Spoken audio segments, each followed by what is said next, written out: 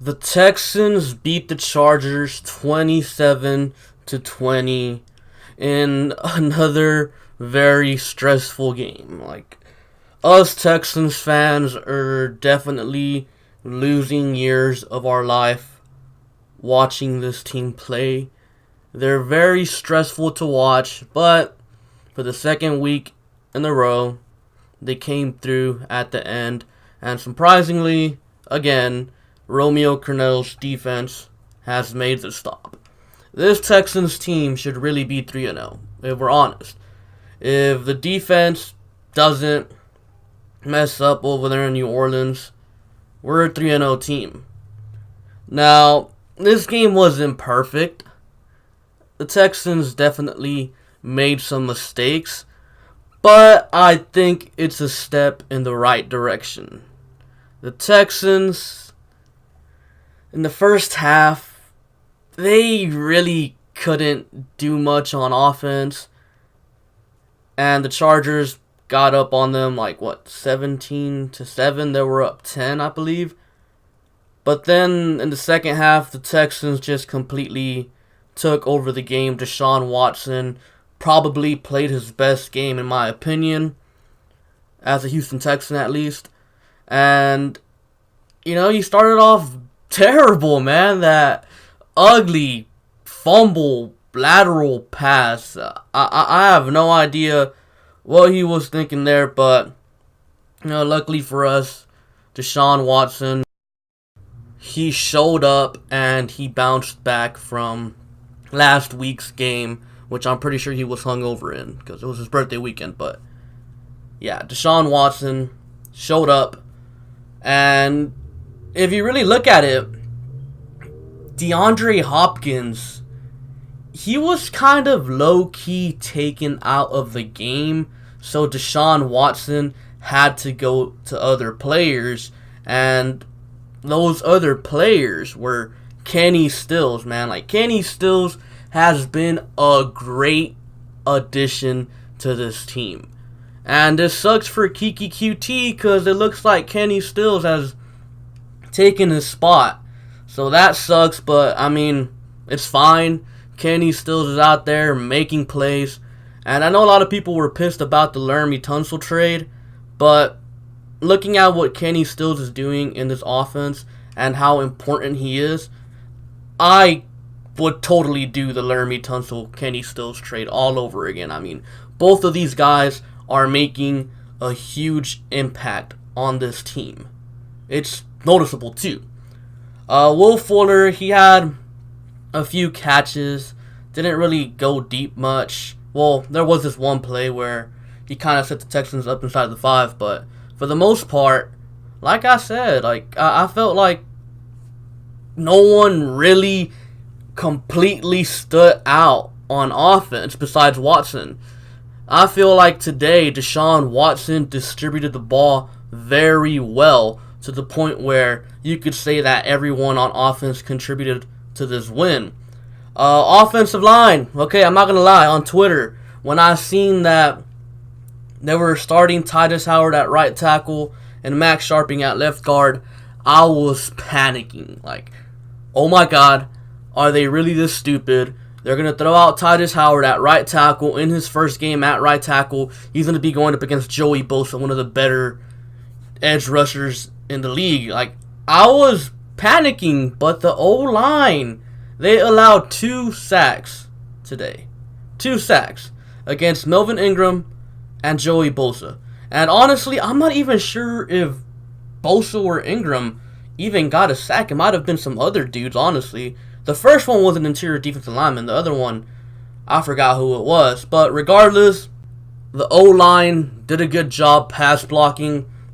Run game in general wasn't much there. The Chargers did a very good job of shutting down the Texans' run game. And, they pretty much made Watson win the game. And that he did. Defensively, oh man. J.J. Watt had his breakout game. Merciless did his thing. Reader had a very good game. Linebackers had a good game. even though, like, stopping the run wise, the Chargers were able to get chunk plays every now and then, I feel like the front seven did their thing. They got pressure on Rivers. I believe we had like 5 sacks, if I remember correctly. But the issue really came in the secondary. One guy in particular, Jonathan Joseph. Like, J-Joe really showed his age, man. Like, he kept getting beat time and time again. It was just so annoying and frustrating to watch, seeing J-Joe get beat like that. And it's not completely J-Joe's fault that he's lining up 40 yards off the line of scrimmage. That's on Romeo Crennel. J-Joe is going to do what Romeo Crennel wants him to do, what he needs him to do. So, it's on Crennel being too stubborn. Like, okay, look, I get it. J-Joe's old, but really, 10 to 15 yards off the line of scrimmage? Come on, man. Like, I understand if it's 5, 7, but, you know, once you get to those 10, 12 yards off the line of scrimmage, then, you know, things get questionable, because there was many 3rd and long situations where they easily converted on 3rd down, and even on 4th down as well. There at the end, the final drive, the Chargers converted one very long, I think it was 4th and 13 situation. This off coverage, man, like, it just doesn't work, honestly. But we already knew coming into this game the type of quarterback Phillip Rivers is.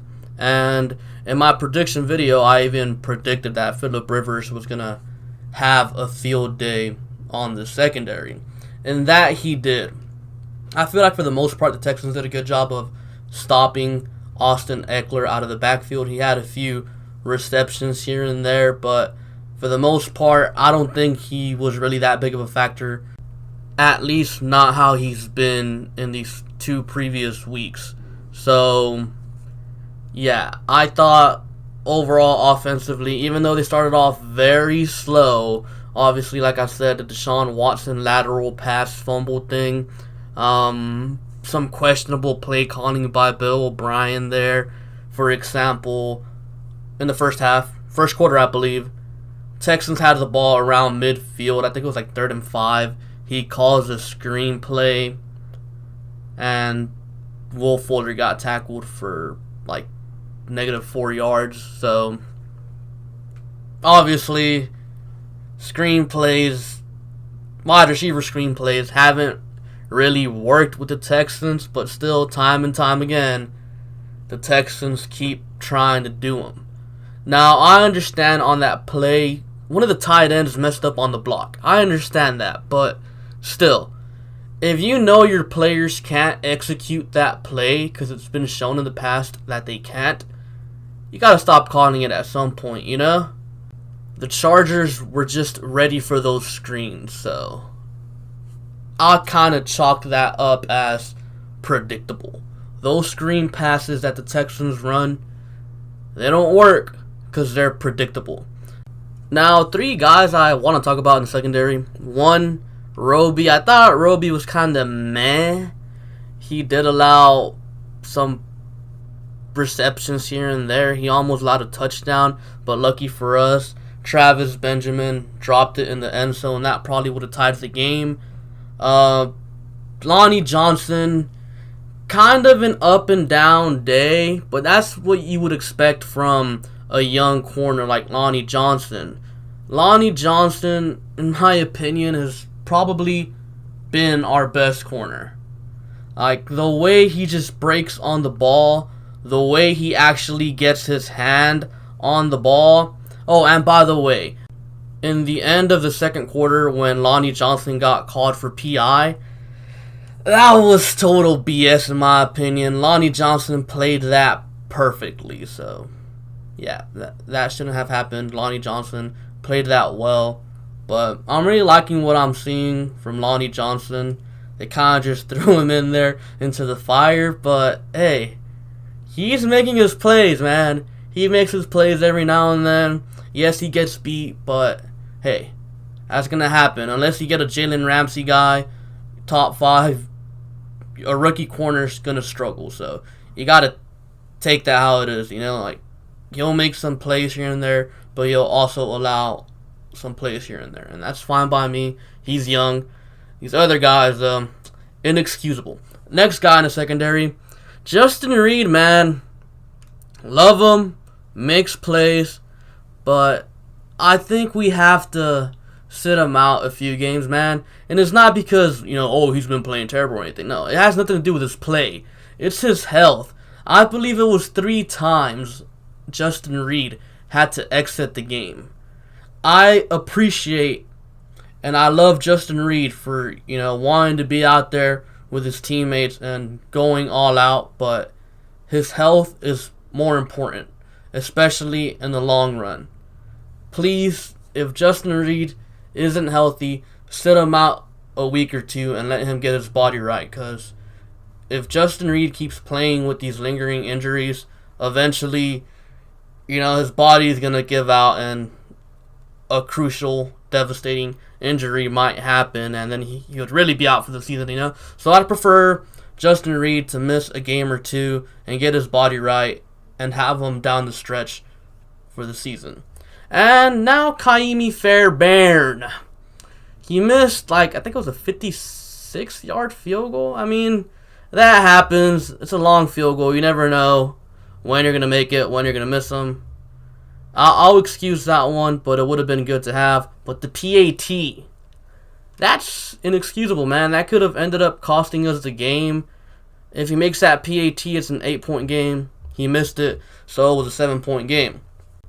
But at the end of the day, the extra point didn't really come back to haunt us, so that's good. But regardless, Fairbairn and Anger need to practice, because it's possible that the missed field goals by Fairbairn were due to having a new holder. Because keep in mind, we cut Trevor Daniel and signed Anger, so that could be the reason why he missed the field goals. But I will say this. I know some people might be pissed at Fairbairn. The Texans cannot afford to cut Fairbairn because good kickers are very difficult to find. Look at the Bears. Fairbairn, we already know what he can do. Might have been an off day for him. Might have been the holding. I don't know. But you can't cut Fairbairn. Overall, though, it was a very good win by the Texans. Stressful, but we were going up against a good opponent today. We weren't going up against a terrible team. The Chargers, they were a playoff team last year. Yes, they're a little banged up here, but they're still a very good team. And, Texans don't really beat very good teams. So, like I said, I think this is a step in the right direction for the Texans.